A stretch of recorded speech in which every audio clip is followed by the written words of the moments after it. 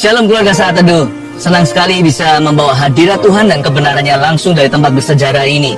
Kami berada di dekat Danau Galilea. Kalau Anda melihat ke belakang itu, itulah Tiberias. Tempat Yesus berjalan di atas air 2000 tahun yang lalu di atas badai. Saya percaya kita semua bisa tenang punya juru selamat yang selalu menolong kita. Mari kita siapkan hati kita untuk ketemu dengan Tuhan, untuk berjumpa dalam hadiratnya. Mari kita sujud menyembah. Let us worship our Lord Jesus Christ. Tuhan, Kaulah ketenangan. Dalam dirimu ada damai sejahtera kami yang abadi. Terima kasih Tuhan, dari tempat ini kami mau merenungkan apa yang telah Engkau lakukan, perbuatan-perbuatan Tuhan.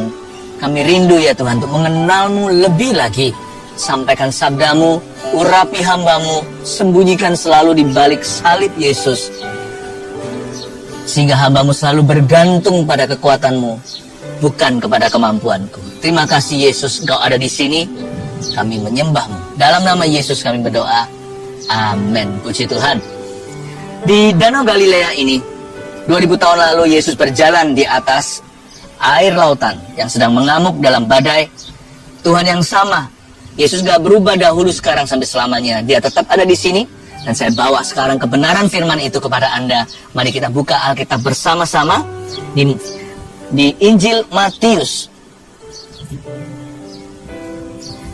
Matius pasal yang ke-14, ayat yang ke-22 sampai 33. Saya beri judul, Tenanglah, Aku ini, jangan takut. Ini adalah 3 kalimat Yesus yang pernah Tuhan ucapkan di danau di belakang saya. Dan kalimat-kalimat ini penuh dengan kuasa dan sanggup mengubahkan hidup kita.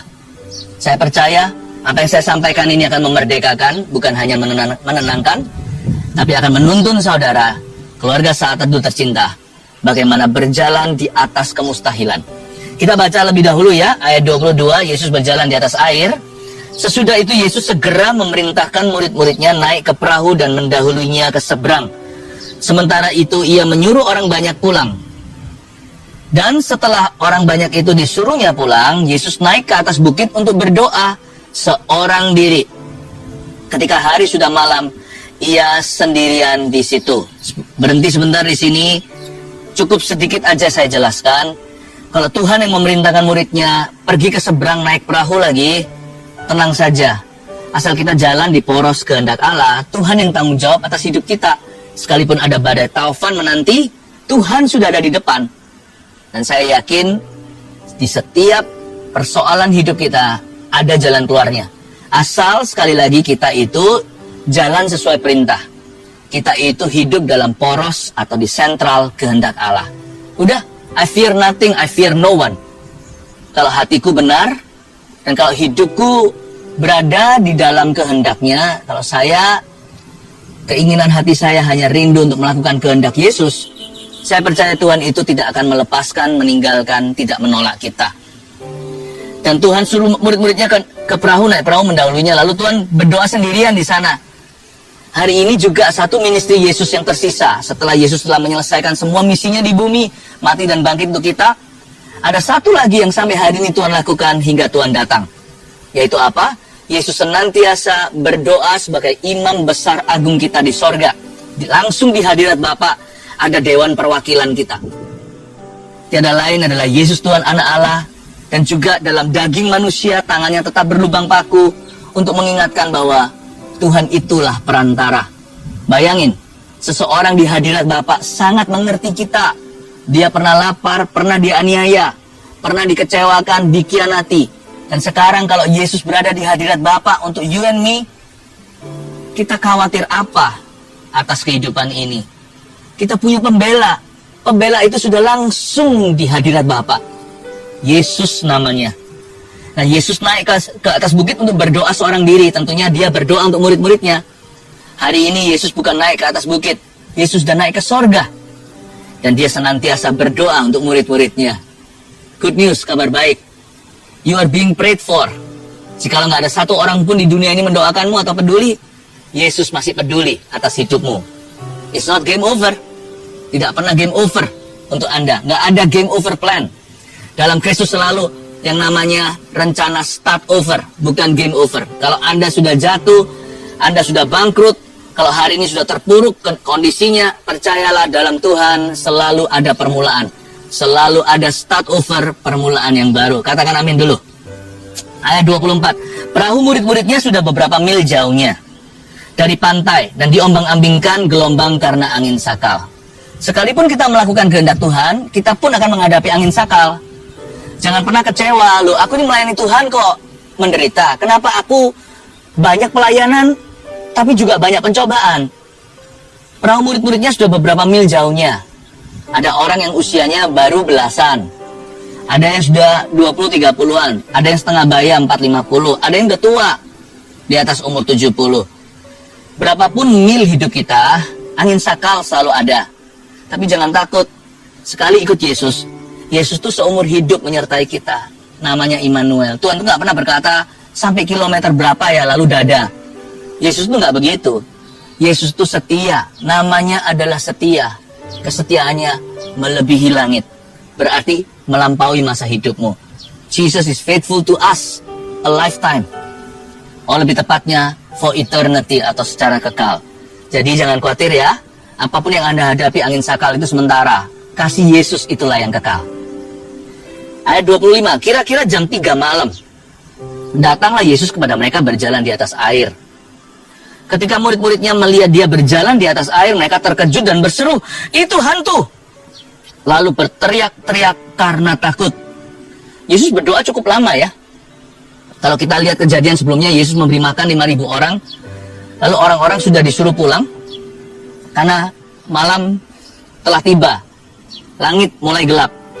Jadi misalkan kalau matahari terbenamnya jam 6, jam 7-an. Wow. Berarti Yesus berdoa berapa jam itu? Jam 3 baru menyusul mereka. Yesus tuh gak pernah kalau berdoa untuk murid-muridnya itu setengah-setengah. Yesus kalau berdoa itu sampai keluar peluh darah di Getsemani. Saya percaya hari ini, sekalipun Yesus sudah bangkit dalam kemuliaan, sebagai imam besar kita, kata yang tertulis di kitab Ibrani, Yesus tetap berdoa sepenuhnya for you and me. Dan Yesus ini berjalan menyusul mereka di atas air. Tapi lucu, murid-muridnya nggak bisa melihat Yesus. Mereka malah kira mereka lihat hantu. Mau tahu kenapa? Mata orang jadi salah. Pandangan kita jadi juling secara rohani kalau hati kita ketakutan. Tahu nggak, rasa takut itu toksik sekali. Sebab waktu kita takut, kita nggak lihat donat, kita lihat lubangnya. Waktu kita takut, kita bukan melihat kesempatan, kita melihat kerugian. Orang yang takut itu sudah kesurupan matanya. Atau kerasukan. Bukan kerasukan setan, nggak tentu ya. Tapi kalau kita takut, mata kita udah nggak bisa lihat yang Tuhan lihat. Mata kita menjadi sama dengan 10 pasang mata pengintai-pengintai yang akhirnya semuanya gugur di padang gurun. Mereka melihat diri mereka seperti belalang. Itu raksasa, tapi ada 2 yang matanya diisi iman. Mereka melihat bahwa ini tanah perjanjian. Itu loh, buah-buahnya itu gendut-gendut. Ya, itu grapes atau anggurnya. Ini tanah penuh dengan susu madu. Kalau Tuhan berkata itu milik kita, bangsa Israel, kita pasti akan menguasainya. Itu bukan raksasa, yang menguasai kita lebih besar. Itulah bedanya. Orang kalau beriman dan ketakutan. Orang yang beriman melihat janji Tuhan. Orang yang ketakutan melihat setan. Tuhan pun dikira hantu. Bahasa Indonesia kan lucu. Tuhan. Coba dibalik. Hantu. Mereka nggak bisa lihat Tuhan, jelas-jelas Tuhan kok.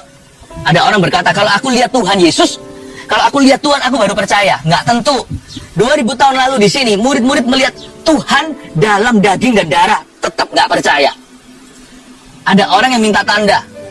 Aku harus minta tanda yang jelas, baru aku mau taat pada perintah Tuhan. Jangankan tanda, mereka lihat anak Allah sendiri, wujud Allah sebagai manusia, menjelma, tetap nggak percaya. Hati itu kalau takut, mata kesurupan, mata kerasukan setan. Lihat Tuhan, dikira hantu. Jangan-jangan nanti lihat hantu, dikira Tuhan. Itu namanya salah yang fatal. Karena itu janganlah hati itu takut. Makanya kalimat Yesus di ayat 27 itu penting sekali untuk memulai perjalanan iman kita. Tetapi segera Yesus berkata kepada mereka, catat ini judul kita. Tenanglah. Katakan tenanglah. Aku ini, katakan aku ini. Jangan takut, katakan jangan takut. Nah, tenanglah, aku ini, jangan takut. Nah, nomor 1 dulu ya, poin pertama, tulislah. Agar bisa berpikir jernih. Tenangkan hati dulu dalam hadiratnya. Supaya kita jangan sampai overthinking, salah thinking. Atau yang seperti tadi itu, Tuhan dikira hantu, hantu jangan-jangan dikira Tuhan. Supaya jangan sampai kita itu salah paham. Banyak orang kan binasa suatu hari karena salah paham sama Yesus.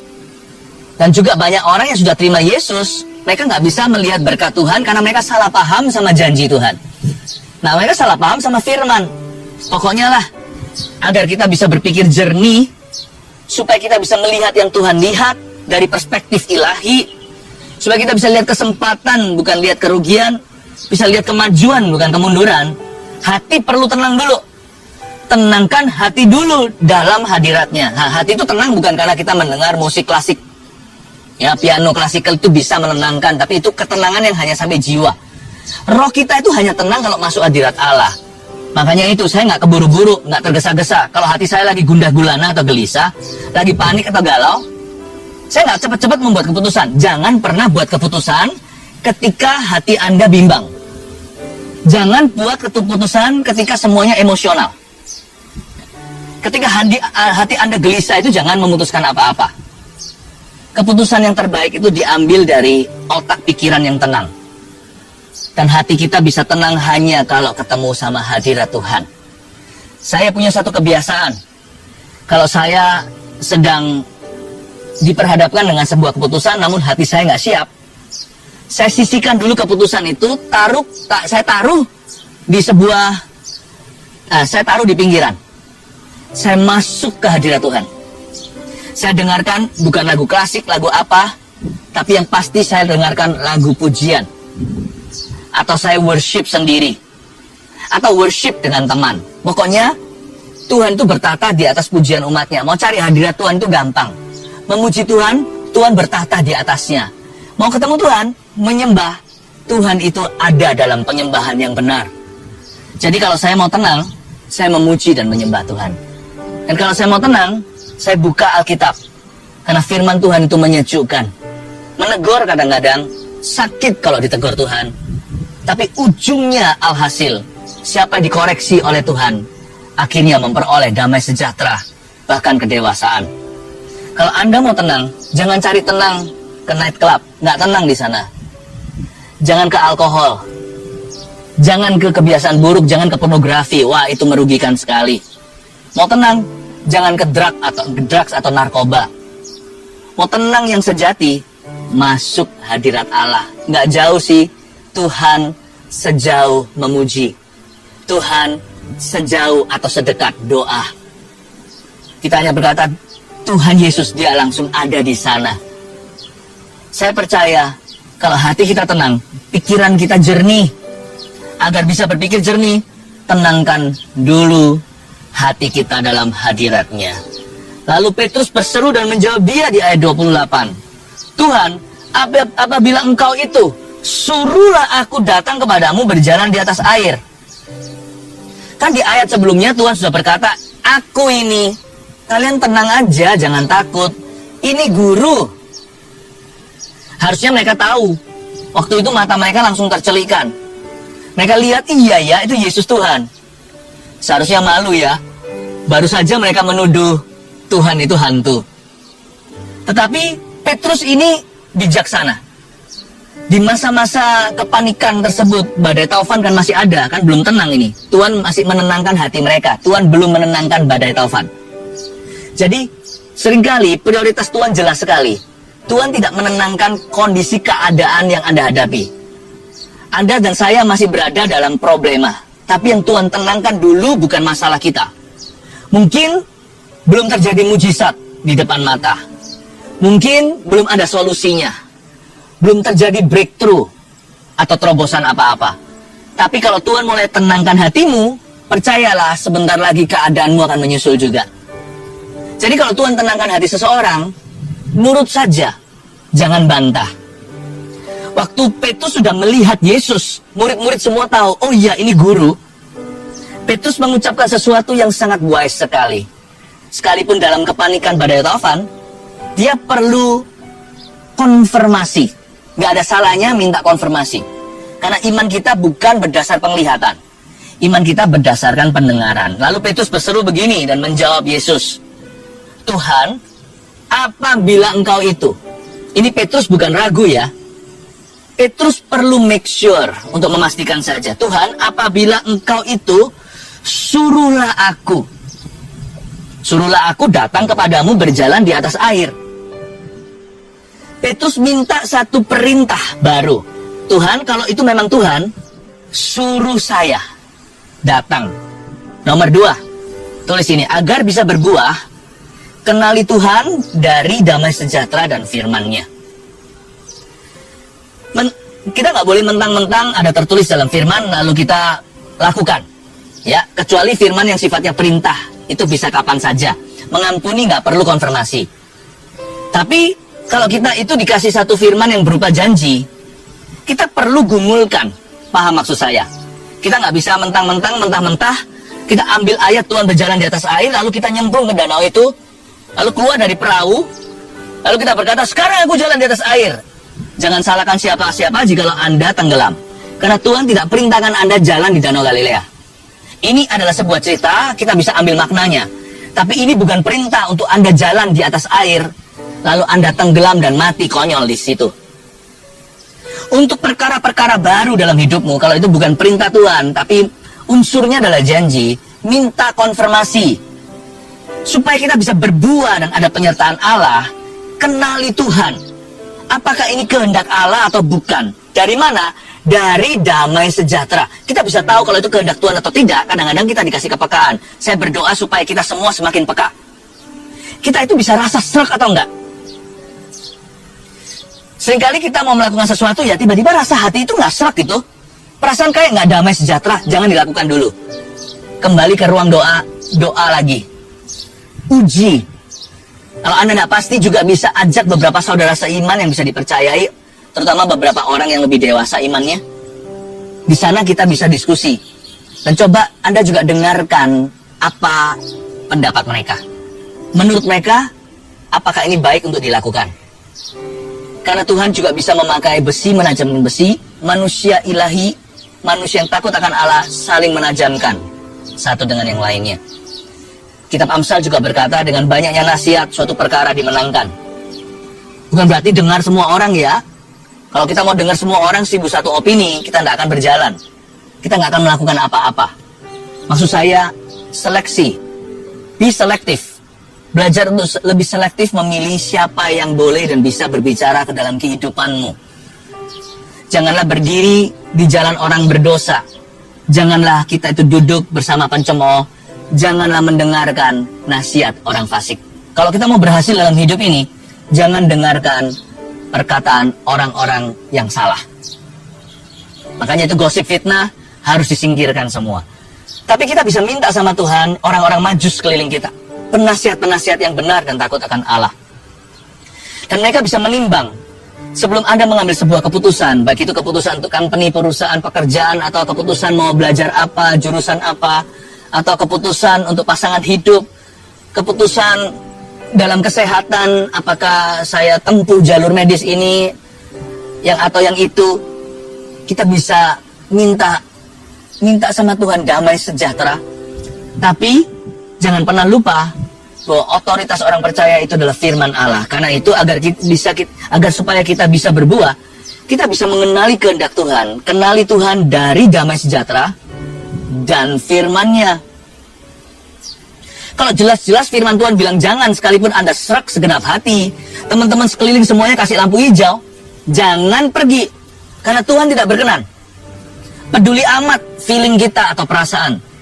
Mau kita merasa damai sejahteranya 100% perfect peace, kalau firman Tuhan itu melarang kita, janganlah diterjang. Apalagi kalau terang-terangan ditulis di dalam firman, kita nggak usah lagi cari tahu apa itu kehendak Tuhan atau bukan. Kalau firman berkata jangan, Anda nggak usah minta konfirmasi dari Roh Kudus. Roh Kudus tidak akan mengcancel firman-Nya sendiri, karena firman ini ilhamnya Roh Allah. Dan kalau firman Tuhan berkata lakukan, Anda juga jangan tawar. Kita nggak perlu negosiasi lagi. Ayolah Tuhan, boleh nggak di courting setengah jalan. Kalau firman Tuhan berkata berikan mil kedua, jalan sampai mil kedua. Orang meminta bajumu, kasih mantelmu, sudah jangan ditawar lagi. Standar Allah memang tinggi, tapi diberkatilah orang-orang yang melakukannya. Kita bisa mengenali Tuhan. Makanya itu perkataan Tuhan pertama, tenanglah kan. Yang kedua apa? Aku ini. Agar supaya kita bisa menang dalam hidup ini, kita bisa berbuah yang lebat, kata Yesus, aku ini harus dihayati. Pertanyaan kita adalah, apakah ini Tuhan? Dalam konteks hidup kita yang satu ini, apakah Tuhan ini atau bukan? Apakah ini dari Tuhan atau bukan? Kalau kita menimbang-nimbang satu keputusan, ini Tuhan atau enggak ya? Ini kehendak Tuhan atau justru sebaliknya? Aku ini adalah kunci untuk berhasil dalam rencana Bapak. Bapak tidak berjanji untuk menyertai kita. Bapak berjanji untuk menyertai orang-orang yang menurut kehendaknya. Bapak berjanji menyertai orang-orang yang memuliakan Yesus. Orang-orang yang nurut sama anak Allah, putranya, Yesus Kristus, Juru Selamat kita. Kata, tenanglah, itu nomor satu, jernih dulu. Aku ini, is it you? If it is you, kalau itu engkau Tuhan. Di danau belakang ini, Petrus suaranya masih mendengung hari ini dalam iman. If it is you, tell me to walk towards you. Jikalau itu adalah engkau Tuhan, suruhlah aku berjalan datang kepadamu. Petrus nggak nekat, dia nggak bonek ya, bermodal nekat doang, langsung melangkah dan berkata, I'm walking to you. Dia tenggelam pasti, dia butuh satu perintah dari Tuhan. Kalau itu engkau, jikalau ini kehendakmu untuk aku berjalan di atas air, tell me to go. Beritahu aku untuk pergi. Belajar untuk dengar-dengaran nama Tuhan. Jangan mendahului Tuhan dalam segala keputusan. Tanya dulu sama Yesus, ini kehendakmu atau bukan? Ketika Tuhan berkata, aku ini, kalau memang Tuhan mengendaki, suruh aku, baru melakukan. Saya suka kata, melakukan itu dalam bahasa Indonesia. Ada kata melaku, itu kalau bahasa Jawanya kan berjalan. Ya, jangan jalan, jangan melakukan. Sebelum Tuhan kasih lampu hijau sama kita. Belajar nunggu, menanti-nantikan Tuhan dalam keputusan-keputusanmu. Amin. Ini bukan berarti orang yang suka pasif, dikit-dikit minta konfirmasi. Ini bukan ayat yang membela mereka ya. Ini bukan ayat yang membenarkan. Bagi orang-orang yang demikian, sudah jangan tunggu konfirmasi yang jelas-jelas di Alkitab ditulis kok, tinggal melakukan, tinggal jalan. Tapi bagi orang yang suka tergesa-gesa dan gegabah, belajar sabar ya. Tenanglah, aku ini jangan takut. Lalu ayat 29 kata Yesus, datanglah, come. Maka Petrus turun dari perahu dan berjalan di atas air mendapatkan Yesus. Petrus itu bukan sakti, dia bisa berjalan di atas air. Petrus itu disertai karena memang itu perintah Tuhan. Kalau kita melihat orang lain berbuah, disertai, mujizat terjadi, itu bukan karena mereka hebat, bukan karena imannya besar, tapi karena mereka taat. Petrus jalan di sini di ayat 29 karena Yesus sudah berkata, datanglah. Karena ada kata come, makanya langkah kaki Petrus jadi ringan di atas air itu, dia bisa mengapung alias mengambang. Tapi Yakobus kalau coba akan tenggelam. Bartolomeus kalau keluar dari perahu itu, dia juga akan tenggelam. Tak peduli sekalipun Yohanes yang paling dicintai sama Tuhan pun, kalau dia berani nekat, Tuhan gak akan sertai. Dan dia pun tidak akan bisa berjalan di atas air seperti Petrus. Jangan tiru sukses orang lain. Setiap orang punya amanat yang berbeda, sekalipun amanat agung kita sama. Setiap orang perlu mencari kehendak Tuhan secara pribadi untuk hidupnya. Ayat 30, tapi ketika dirasakannya tiupan angin, takutlah ia dan mulai tenggelam. Lalu berteriak, Tuhan, tolonglah aku. Segera Yesus mengulurkan tangannya memegang dia dan berkata, "Hai orang yang kurang percaya, mengapa engkau bimbang?" Lalu mereka naik ke perahu dan angin pun redalah. Dan orang-orang yang ada di perahu menyembah dia, katanya, "Sesungguhnya engkau anak Allah." Yang terakhir, dari kata Yesus jangan takut, kita melihat langsung kebalikannya. Petrus merasakan tiupan angin, dia takut dan mulai tenggelam sambil berteriak, "Lord, help me." Dan Yesus immediately, tidak pakai basa-basi, langsung Tuhan angkat dia dulu baru ditegur nanti. Tuhan itu kan begitu, tolong dulu baru diajari. Kita orang tua kadang-kadang kebalikannya, anak jatuh, papa sudah bilang, ya kan, I told you so, kita marahi dulu baru tolong dia. Tuhan kita itu bapak yang beda. Dia bantu dulu. Kalau nggak dibantu, itu tenggelam tuh. Jangan main-main loh ya. Ini lagi badai. Kalau tenggelam, dia bisa diseret oleh ombak. Udah nggak ada di depan Yesus. Disitulah orang-orang yang meninggal, mati, korban banjir. Ini kan terjadi angin luar biasa. Itu airnya bergejolak. Bahkan naik berapa meter ke atas seperti tsunami kecil. Kalau Tuhan nggak tolong dia langsung, Petrus pasti hanyut. Tuhan tolong dia. Dan dalam menolong dia, saya menemukan satu hal. Saya pernah iseng coba ayat ini waktu saya berenang. Sebelum saya cemplung ke dalam airnya, saya coba bilang begini, "Tuhan, tolonglah aku." Nggak sempet sih. Baru kaki saya satu di atas air gini, lalu satunya menyusul, cepat berkata, "Tuhan, tolonglah aku." Baru bilang Tuhan, belum N, udah masuk ke air. Saya curiga, ini di slow-mo sama Tuhan. Tenggelamnya Petrus pun di slow motion. Nggak mungkin dia keburu bilang, "Tuhan, tolonglah aku." Coba. Pasti nanti ada yang mencobanya. Tapi pastikan Anda bisa berenang ya. Kolam renangnya juga jangan terlalu dalam. "Tuhan, tolonglah aku." Bahasa Inggris pun, "Lord, help me." Nggak keburu. Demikian pula bahasa Yunani. Nggak mungkin bisa sempat selesaikan satu kalimat itu. Jadi saya melihat di sini, bahkan tenggelamnya Petrus pun dipelankan oleh Tuhan Yesus. Jangan pernah ada yang takut. "Aku jatuh nih, aduh aku bangkrut." Setan paling suka untuk hiperbola. Setan paling suka untuk membesar-besarkan masalah. Lihat ya, orang kalau kesetanan, dia besar-besarkan masalahnya. Orang kalau ketuhanan, dia kecilkan masalahnya, dia besarkan Tuhannya. Saya yakin, bahkan Petrus tenggelamnya pun itu dibuat lebih pelan. Jadi jangan takut. "Aduh mati aku, binasa aku, habis aku. Waduh kalau begini gimana aku bangkitnya? Sudah ludes semuanya, bangkrut total. Anakku gimana sekolah? Wah lanjut semuanya." Overthinking kan begitu caranya. Tapi Tuhan nggak seperti itu. Tuhan buat pelan sekali. Don't worry, you don't fall easily. When Christ is with you, waktu Kristus bersama denganmu, kita nggak bisa jatuh terlalu cepat atau terlalu gampang. Makanya kalau sampai ada anak Tuhan yang jatuh dalam dosa, itu pasti sudah keterlaluan dari anak Tuhannya, bukan dari Tuhannya. Saya nggak ngomong begini berarti kita kebal dosa loh ya. Biasanya orang yang merasa dirinya kebal, besok jatuh. Tapi saya ngomong begini supaya kita jangan takut. Nggak semudah itu jatuh. Berapa orang itu over worry soalnya. Terlalu khawatir. Gimana besok kalau nggak bisa makan? Gimana besok kalau nggak bisa sekolahkan anak? Aduh, nanti aku gini. Kalau sekarang lagi pandemi. Atau gimana nanti usahaku pasti akan gulung tikar nih. Kalau aku kena kanker gimana? Kena kanker gimana? Padahal dia sehat. Teman-teman saya kena kanker, tiba-tiba langsung stadium 3. Kalau saya gimana? Wah, don't worry. You don't fall easily. Kita tidak segampang itu tenggelam. Ada Tuhan. Kalaupun kita mengalami masalah yang diizinkan, itu untuk kebaikan kita. Dari sini kita tahu bahwa agar bisa berjalan dalam kemustahilan, poin ketiga, pegang perintah dan janji Tuhan. Bertobat dari pikiran yang negatif. Anda bisa menguasai pikiran itu kok. Karena Tuhan memberimu Roh Kudus. Anda bisa berkata, "Tenanglah hai jiwaku, pujilah Tuhan, tenang teduh, semua indah pada waktunya." Agar bisa berjalan dalam kemustahilan, pegang perintah dan janji Tuhan.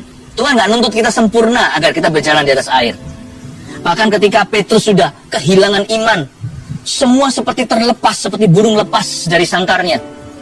Petrus tenggelam pun, satu, tenggelamnya pelan. Dua, ditangkap Tuhan. Meskipun ditegur akhirnya. Nggak dibiarkan, Tuhan ajari dia. "Hai kamu kurang percaya, harusnya percaya itu begini loh ya." Baik ya Tuhan Yesus ya. Ikut Tuhan itu harusnya bisa enjoy hati kita. Hati kita itu nggak perlu memikirkan segala sesuatu. Ada Tuhan di hidupku. Saya nggak perlu pikirkan everything, you see. Saya bisa rencanakan segalanya, tapi saya nggak usah pikirkan segalanya. I have God.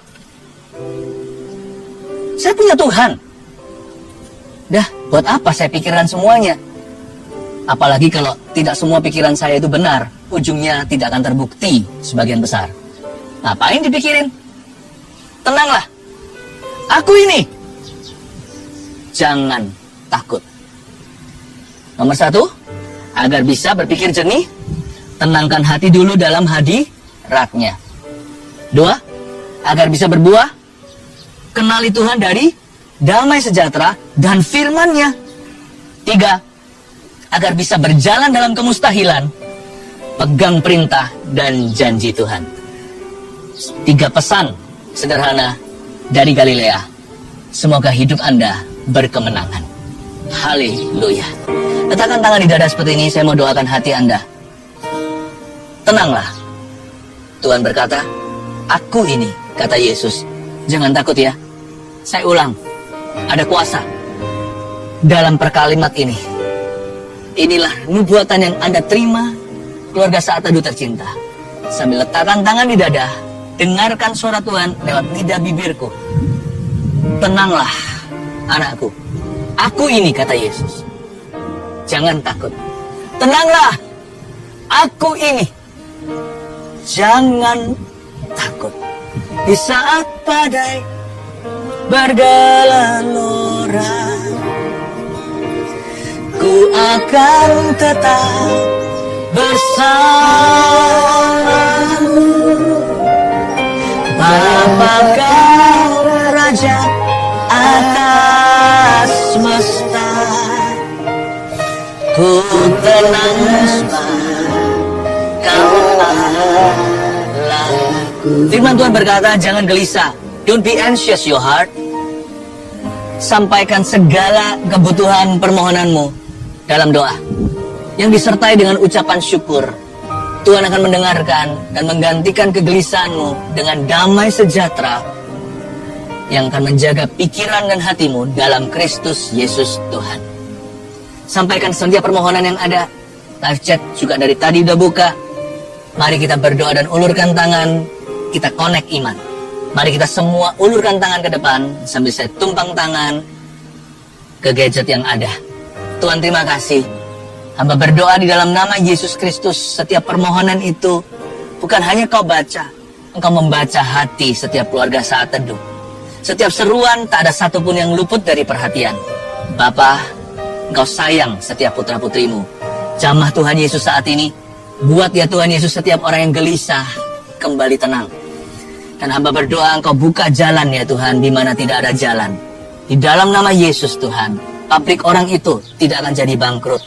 Di dalam nama Yesus Tuhan, kanker itu diubah vonisnya menjadi tumor yang tidak ganas dan lenyap pula seketika.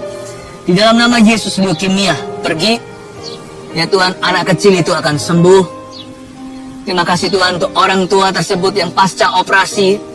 Dengan semua terapi yang diberikan, Tuhan berikan percepatan hingga dia bisa berjalan normal lagi setelah stroke kemarin hari. Terima kasih Tuhan. Hamba berdoa ya Tuhan untuk yang sekolah. Kau berikan ketenangan dalam jiwa hingga mereka tahu jurusan mereka apa. Sehingga mereka tidak bimbang dan ragu. Tidak sampai sebagai menjadi orang muda generasi yang kebingungan. Tuhan, Kau berkata tenang. Kalau Tuhan berkata tenang, berarti Tuhan sudah tahu jalan. Kalau Tuhan berkata jangan takut, berarti Tuhan tahu alasan tidak takut. Dan Tuhan tahu tidak perlu ditakuti. Makanya Tuhan memberi saran dan perintah, janganlah takut. Karena Tuhan sudah buka jalan. Terima kasih Bapa. Di dalam nama Tuhan Yesus. Letakkan tanganmu. Saya melihat ada tumor di pita suara seseorang yang disembuhkan oleh Tuhan. Ya, tumor di pita suaramu itu sekarang juga runtuh. Sekarang juga dia menjadi cair. Sekarang dia menjadi hilang lenyap di dalam sistem tubuhmu. Tuhan angkat dengan iman. Aku deklarasikan sesuai dengan nubuatan yang kuterima untuk Anda. Terimalah mujizatmu hari ini di dalam nama Tuhan Yesus Kristus. Terima kasih Tuhan, terpujilah namamu. Haleluya. Thank you Jesus, thank you Jesus, thank you Lord, thank you Lord. Frozen shoulder seseorang Dua-duanya sekarang tidak bisa diangkat. Entah kenapa Tuhan sembuhkan kedua-duanya di dalam nama Yesus. Ibu, engkau sudah sembuh. Angkat tanganmu tinggi-tinggi. Dan puji Tuhan Yesus yang telah menyembuhkan. Haleluya. Terima kasih Tuhan Yesus. Mari kita semua mengangkat tangan. Bersamamu Bapa atas semesta, ku tenang sebab Kau Allah aku di saat badai, di saat badai bergerak, ku akan bersamamu.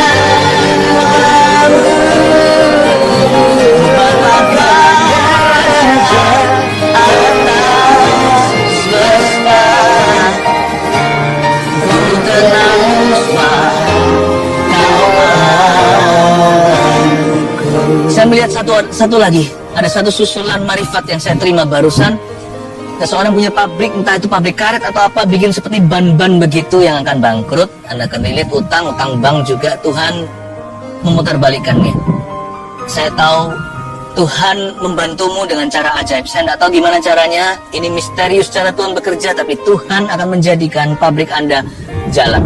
Tidak akan bangkrut. Di dalam nama Yesus Anda bisa kembalikan, bukan hanya bayar bunganya, tapi pokoknya pun kapitalnya Anda mulai bisa tutup utang Anda pelan-pelan. Dalam waktu berapa tahun saja, tidak sampai 5, pabrik Anda sudah bebas lunas.